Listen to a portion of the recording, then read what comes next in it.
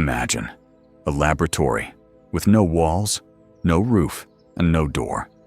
And yet, inside it lies a depth of knowledge that no engineering school on Earth could ever hope to match. The age of this laboratory is 3.8 billion years, and its name is nature. In Japan, an engineer trying to solve a noise problem didn't go to a lab at all. He went to a riverbank and simply watched a bird. Off the coast of Norway, a shipbuilding engineer searching for fuel efficiency didn't reach for a calculator. Instead, he studied the skull of a whale. And in Brazil, an architect facing the Amazon's deadly heat found his answer buried right beneath his feet, inside a termite mound. None of this was a coincidence. Each of these stories is proof of something humanity has failed to notice for centuries.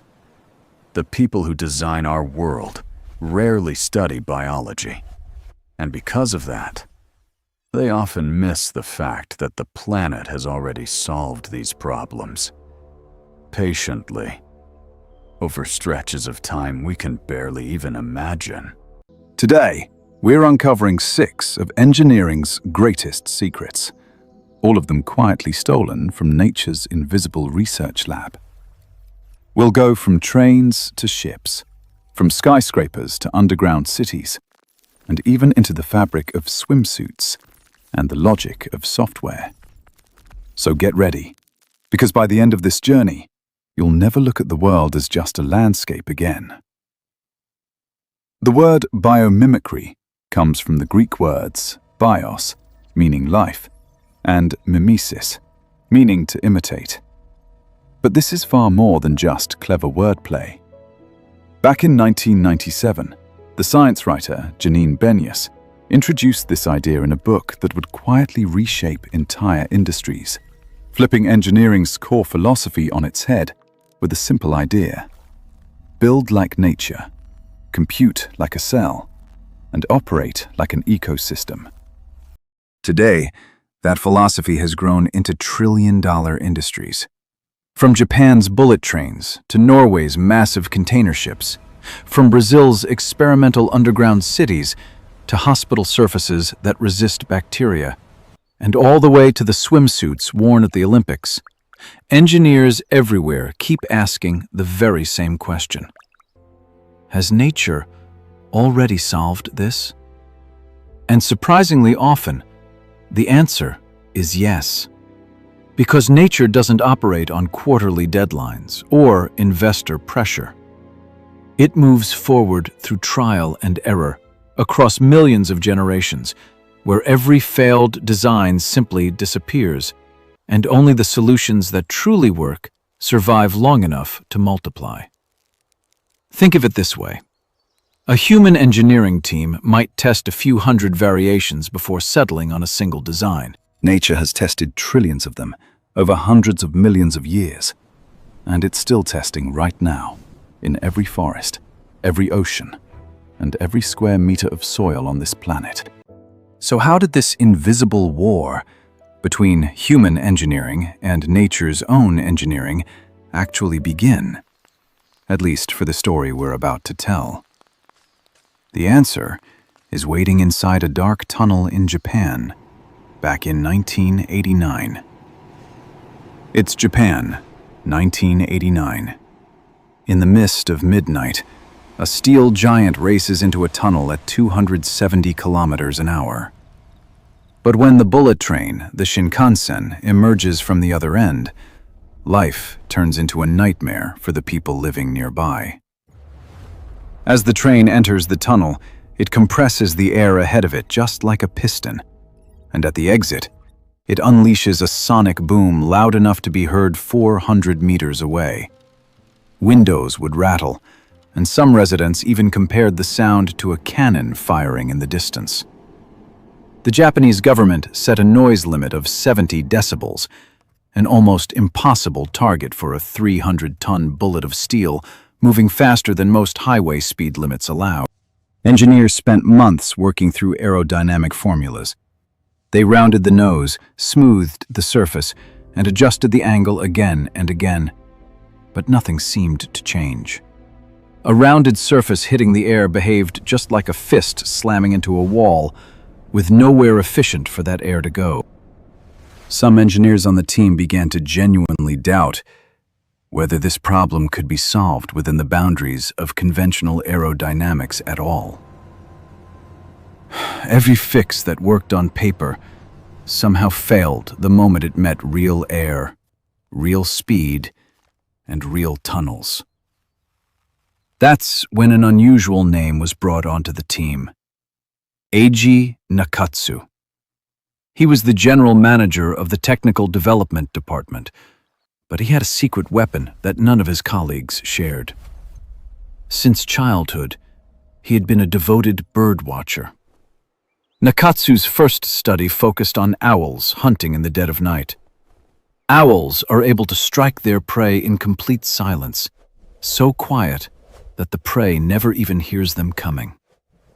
When he closely examined the serrated edges of an owl's feathers, he realized that this structure broke the air into tiny vortices, absorbing sound before it could ever build into a noticeable noise. He applied this discovery to the noise monster sitting on top of the train, the pantograph, the metal arm that connects the train to the overhead power line. But that alone wasn't enough. Nakatsu then turned his attention to the Adelie penguin, the smooth, curved body shape that lets these penguins glide through water without any resistance, inspired the redesign of the pantograph's support shaft. The top of the train was now noticeably quieter, but the biggest problem, the very one that had started this entire investigation, still remained unsolved. The train's nose, the true source of that massive sonic boom. So Nakatsu began spending his weekends by a riverbank, watching a single bird, the kingfisher. This bird barely created a splash when it dove into the water to catch fish, an almost impossibly clean entry for a creature moving at real speed. Air is light, while water is 800 times heavier, so moving from one into the other at high speed is essentially like slamming straight into a wall. Yet the kingfisher managed this dozens of times a day, without so much as a ripple. The secret was hidden in its beak. The kingfisher's beak is long, narrow, and diamond-shaped in cross-section. As it enters the water, it doesn't push against the water head-on. Instead, it gradually parts the water apart, millimeter by millimeter, widening the opening it creates as it goes, so the water slides smoothly to the sides instead of crashing against the beak. Nakatsu watched this moment hundreds of times, filming it, sketching it, and eventually asked a strange but important question. If a creature could move silently from light air into heavy water, could a fast-moving train be pushed into a narrow tunnel, from light air into high-pressure, heavier air, using that exact same method? His team ran pressure tests in the lab, launching different shapes through a tube specifically designed to simulate tunnel entry. The result was remarkable. The quietest, most efficient shape at cutting through air matched the kingfisher's beak almost exactly, down to its proportions. And that is how the Shinkansen's famous 15-meter-long pointed nose was born, one of the longest train noses ever built. And the results exceeded even the engineer's own expectations. Unveiled with the 500 series Shinkansen in 1997, the new design faced 30% less air resistance than the old model. The train ran 10% faster, while using 15% less electricity. And noise levels finally dropped below the 70 decibel limit the government had demanded. Billions of years of design knowledge, hidden inside the beak of a single bird, had rescued one of the world's most complex transportation systems. The story of the Shinkansen was not an isolated case. The very same invisible war had been raging in the depths of the ocean for decades, before anyone ever called it biomimicry. Massive container ships and cruise liners, hundreds of thousands of tons of steel, face resistance moving through water that is the single biggest factor in their fuel consumption. And that resistance shows up as an enormous wave forming right at the ship's bow. Engineers spent decades trying to reduce that wave. Some early experiments in the mid-20th century, occasionally backed by military research budgets, tested dozens of bow shapes with only limited success. But the real breakthrough was not found in any ship design office. It was hiding inside the ocean's own giants, whales and dolphins. When naval architects studied the head shape of these marine mammals more closely, they discovered that the bulging, rounded form at the front of the skull reduced the wave the animal created while swimming at speed. Engineers applied this exact shape to the underwater bow of ships in what is known today as a bulbous bow.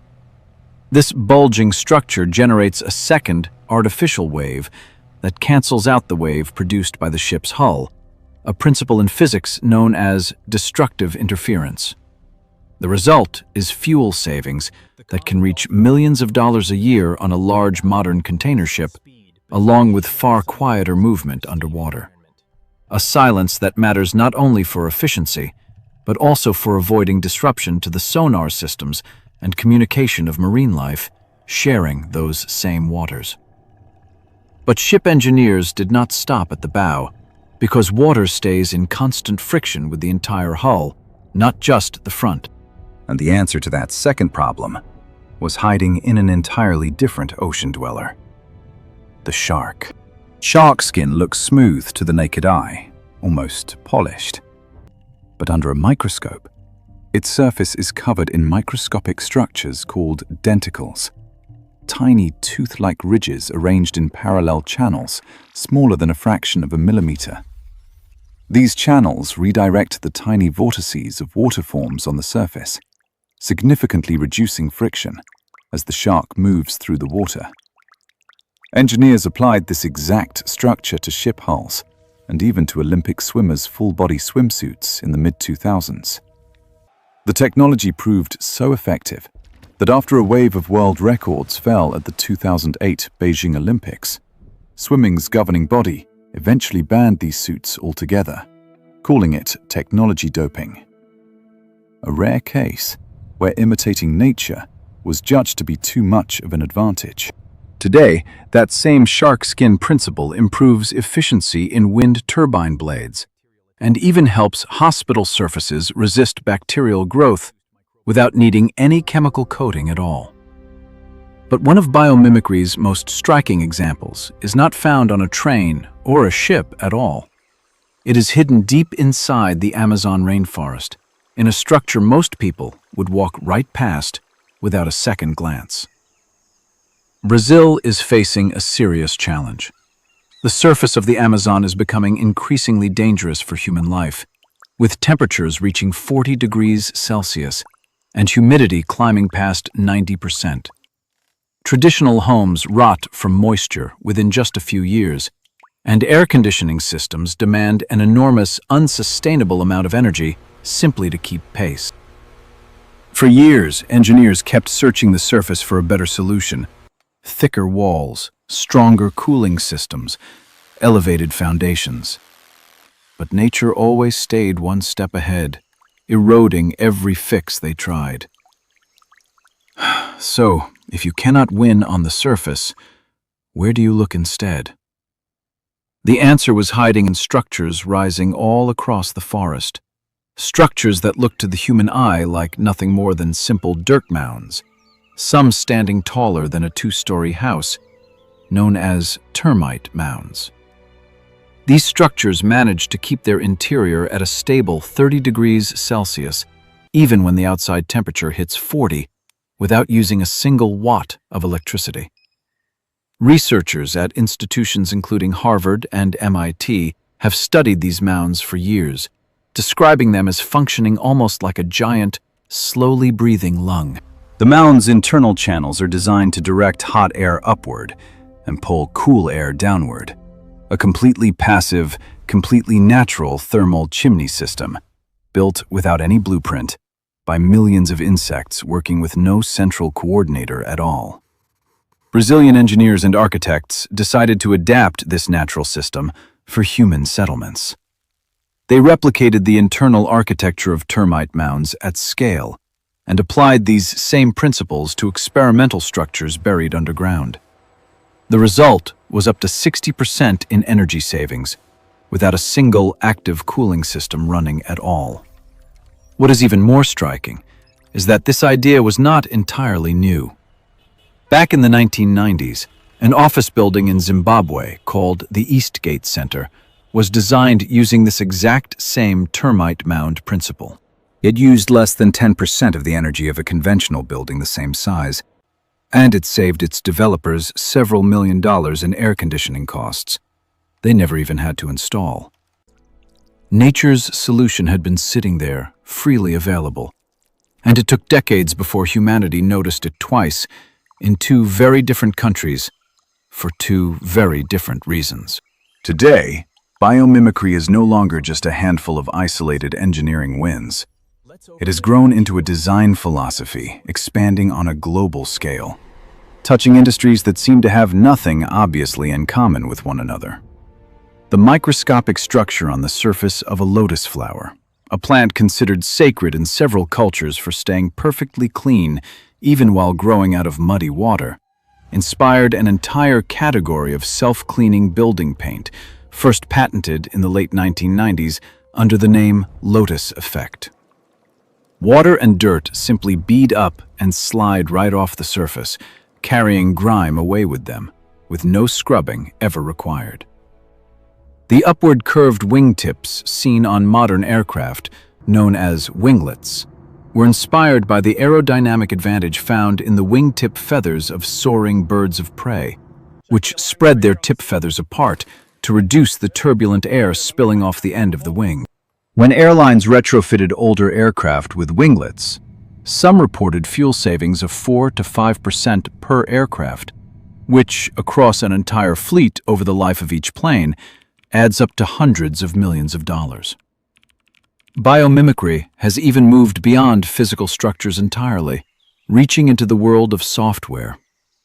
Back in the 1990s, a researcher named Marco Dorigo studied how ants, despite having almost no individual intelligence, could still find the shortest path to a food source when working together as a colony. He turned their simple trail-following behavior into a mathematical model called ant colony optimization, an algorithm that today helps route delivery trucks, manage internet traffic, and increasingly helps autonomous vehicles coordinate with one another at busy intersections without needing a single traffic light. So, what does this pattern actually tell us?